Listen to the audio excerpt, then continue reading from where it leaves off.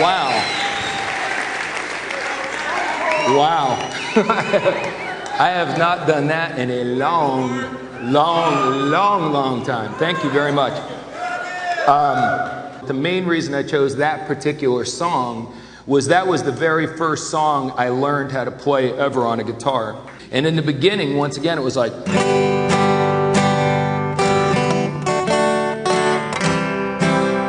Playing guitar is not as simple as it looks. As soon as you start playing, you develop nasty blisters on your finger. And the first time I attempted, I did it for about a half an hour and decided to retire. So it's another classic example of pay attention, get excited, never quit. Pay attention. I had someone who was a great person teaching me. I had to have a lot of enthusiasm about it, but it's the same old deal. I had to get through the awkward phase. And the awkward phase, when you're done with it, you're done with it for the rest of your life. So I got into it. A good buddy of mine said, you know, you sing relatively well. You're always singing in the shower. You're always singing to the radio. You won't stop singing. You know, why don't we make some money with that? You know, I mean, I'll play, you sing, and we'll go to some of the clubs here around school. Now, if you recall, maybe from the accelerations, I was not exactly Don Juan at this point. So my brain said, wow, if I can sing, maybe a girl will go out with me. So, and maybe even do more than go out with me. So I was pretty motivated to learn how to play guitar.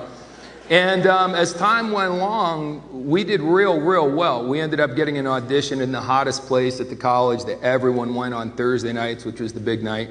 And there had been a band playing there for years, and we got an audition night one night that they couldn't make it, and they never got back on the stage in that place ever again. So it was pretty exciting, and then we went to playing Thursday and Friday, Saturday. Got to a point where in the summers through college, I was literally playing 6 nights a week, 7 nights a week, and loving every minute of it. All the passion I had for baseball definitely got wrapped up into music. And I was, you know, doing my best at writing songs. And I was, if you've been around me at all, I've got a big chunk of yellow in me, a big chunk of creativity. And I was just, it was what I wanted to do. No doubt, done deal. So then I started, when I graduated college, I had to make some money, obviously. And I started my career selling pots and pans and knives and dishes. And, shut up. So I started my career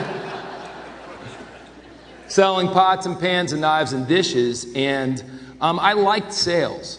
That's what it boiled down to. Now I look back at it, why was I trying to sell a set of cookware to people who already had cookware? Don't really know. If I was going to sell a set of cookware, why was I trying to sell a $2,000 set when most people paid under $100 for theirs? Don't know.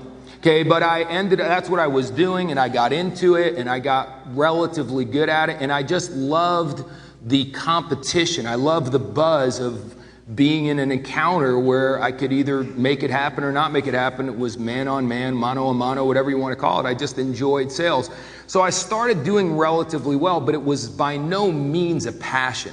So I was in that company, and there was a gentleman in that company who was the vice president named John. I won't say his last name. And I started developing a great fondness for John. He was probably my first business mentor. And I was going ahead and playing songs and recording songs and writing songs, but I was doing a cookware deal on the side. And then one day John pulled me on the side, and he said, Mark, you know, you're awfully good at this. I mean, I don't know if you realize that you're one of the best new people we've had in a long time. And he goes, word has it that you're also planning on being a musician. And I was like, well, yeah, absolutely. He goes, Mark, got to tell you, you're being a dreamer. Yeah, you're just being a dreamer. I mean, no disrespect, but do you know how hard it is to make it in the music world? Now, ironically, at the time, I was dating a young lady in a very serious relationship, and she constantly said, oh my God, you're such a dreamer, as if with the tonality as if she was saying, oh my God, you're such a child molester. As if being a dreamer was a despicable thing. So I had 2 people who were real important in my life who told me being a dreamer was a bad thing. John said, Mark, if you do this business, you'll always have a roof over your head. We'll take good care of you, and I'm telling you, the odds are you're never going to make it in the music business. I know. I've been around the block. You know, I'm a mentor, blah, blah, blah, blah, blah. and that was pretty much the end of my music career. Now, that was my choice. I'm not being a victim right now, and I'm not blaming him. But obviously, looking back on this 25 or whatever years ago it was, how many of you think John had a motive?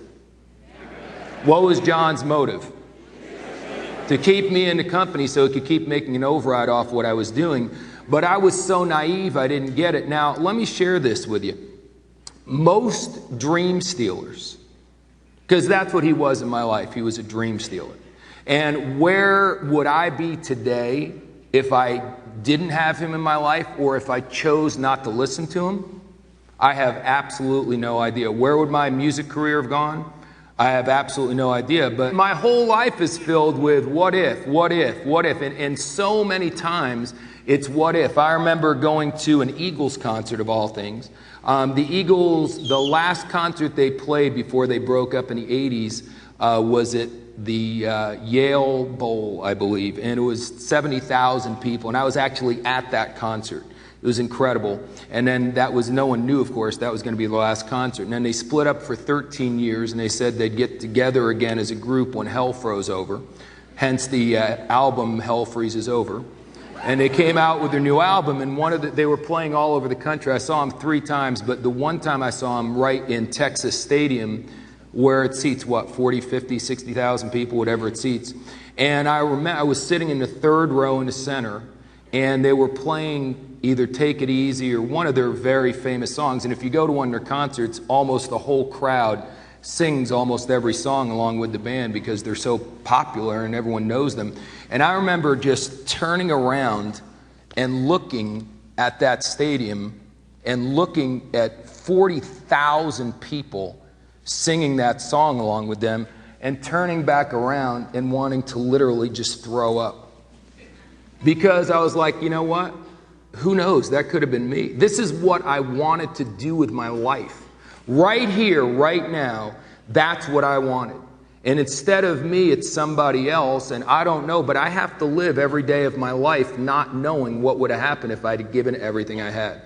Now, I'm not saying this to make you feel sorry for me. I'm saying it because dream stealers, and you need to listen to this closely, are usually people that are very close to you who love